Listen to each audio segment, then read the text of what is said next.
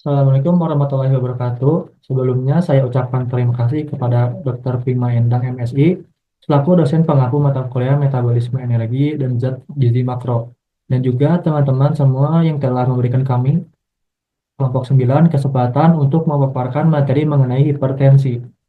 Sebelumnya, perkenalkan, nama saya Fikri Muhammad Faizal dengan NPM akhir yaitu 044, dan juga ada rekan saya yaitu Siti Nurhalimah dengan NPM akhir 060. Tanpa berlama-lama, langsung saja ke pembahasan yang pertama, yaitu ada pengertian hipertensi. Tekanan darah tinggi atau hipertensi adalah suatu peningkatan tekanan darah di dalam arteri. Dikatakan hipertensi ketika tekanan darah di atas batas normal atau 120 per 80 mmHg atau lebih. Ada sistolik, yaitu angka yang lebih tinggi diperoleh pada saat jantung berkontraksi. Dan ada juga diastolik, yaitu angka yang diperoleh lebih rendah saat jantung berelaksasi. Selanjutnya yaitu ada klasifikasi hipertensi menurut Kemenkes. Ada 5 kategori. Yang pertama ada normal dengan sistoliknya yaitu 120 dan diastoliknya kurang dari 80. Ada prehipertensi yaitu sistoliknya 120 sampai 139 dan diastoliknya yaitu 80 sampai 89.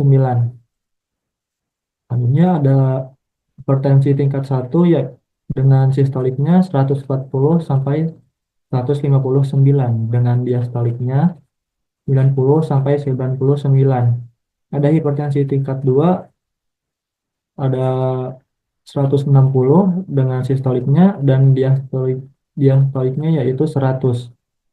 Dan terakhir ada hipertensi sistolik terisolasi yaitu lebih sama dengan 140 dengan sistoliknya dan diastoliknya kurang dari 90.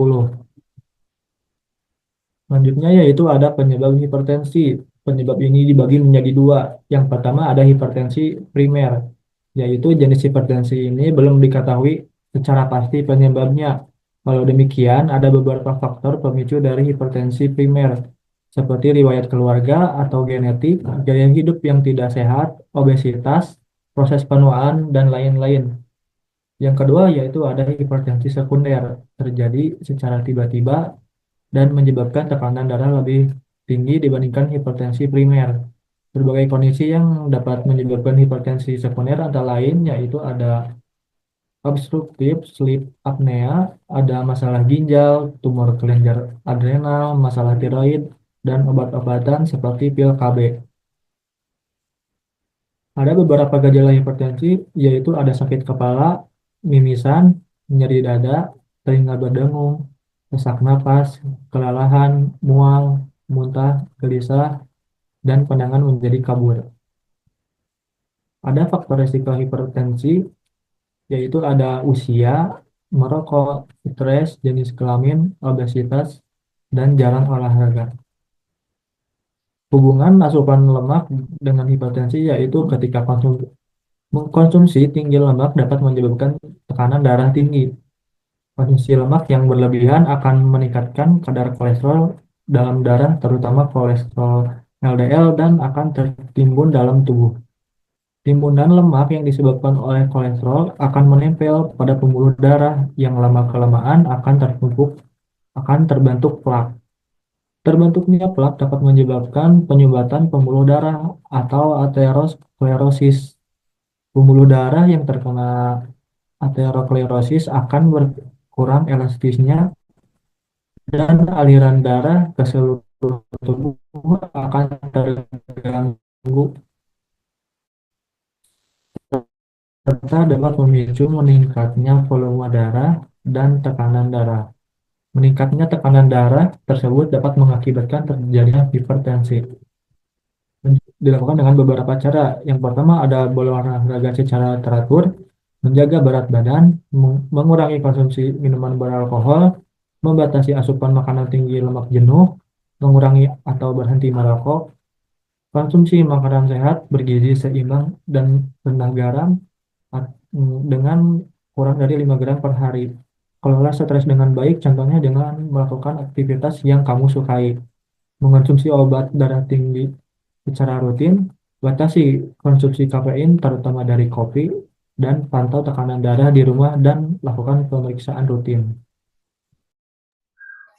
Baik, selanjutnya adalah rekomendasi dan pantangan makanan untuk penderita hipertensi. Sebelumnya, rekomendasi makanan ini adalah saran atau anjuran makanan yang diberikan kepada seseorang yang sedang menjalani perawatan medis dengan tujuan untuk mendukung proses penyembuhan, memperbaiki kondisi kesehatan, atau mencegah komplikasi. Rekomendasi ini umumnya didasarkan pada jenis penyakit, kondisi fisik, atau kebutuhan nutrisi pasien. Sedangkan untuk pantangan makanan merupakan jenis makanan yang sebaiknya dihindari atau tidak dikonsumsi oleh pasien karena dapat memperburuk kondisi kesehatan mereka atau mengganggu pengobatan. Larangan juga dapat berlaku untuk makanan yang bisa berinteraksi dengan obat-obatan tertentu atau menyebabkan reaksi alergi. Slide selanjutnya.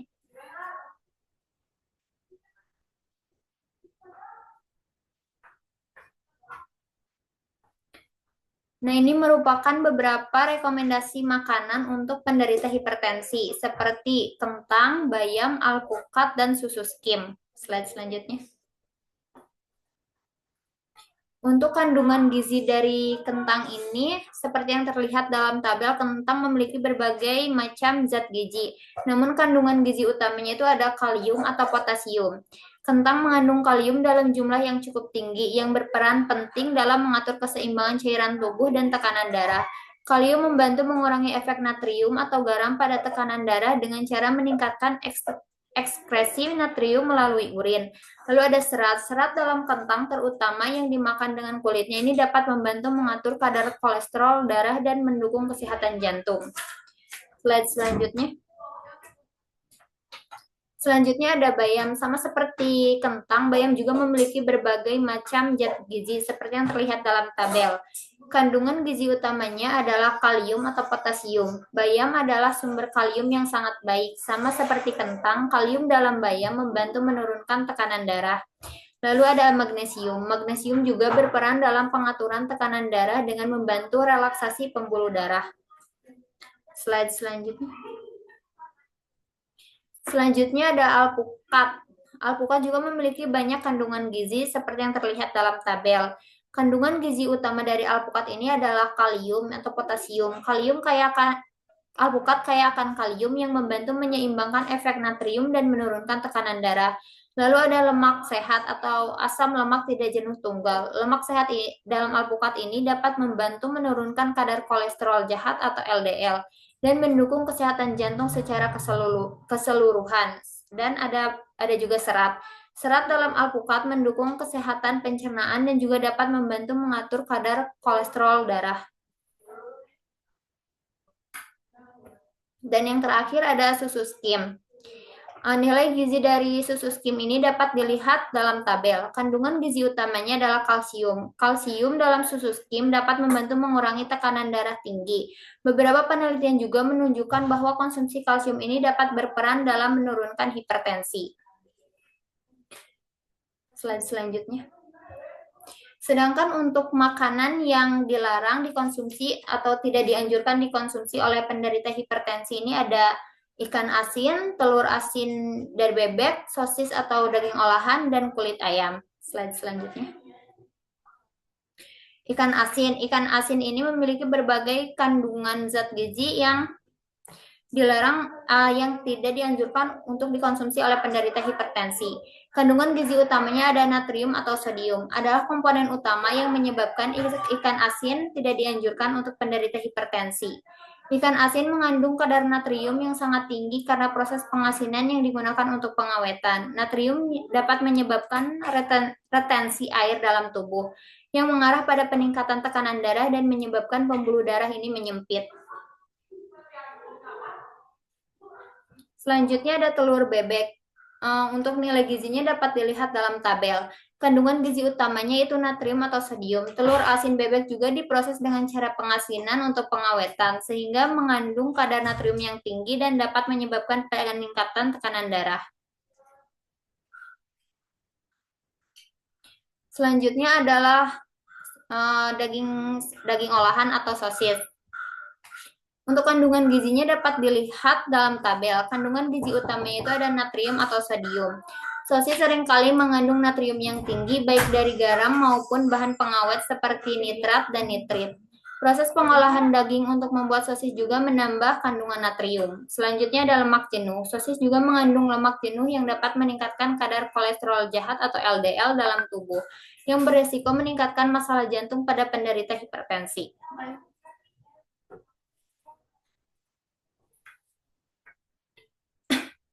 Dan untuk yang selanjutnya dapat dilihat dalam tabel untuk kandungan gizinya.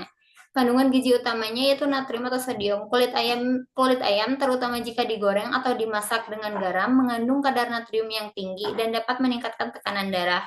Dan kulit ayam juga mengandung lemak jenuh. Kulit ayam juga kaya akan lemak jenuh yang dapat meningkatkan kadar kolesterol darah dan memperburuk resiko penyakit jantung yang seringkali berkaitan dengan hipertensi.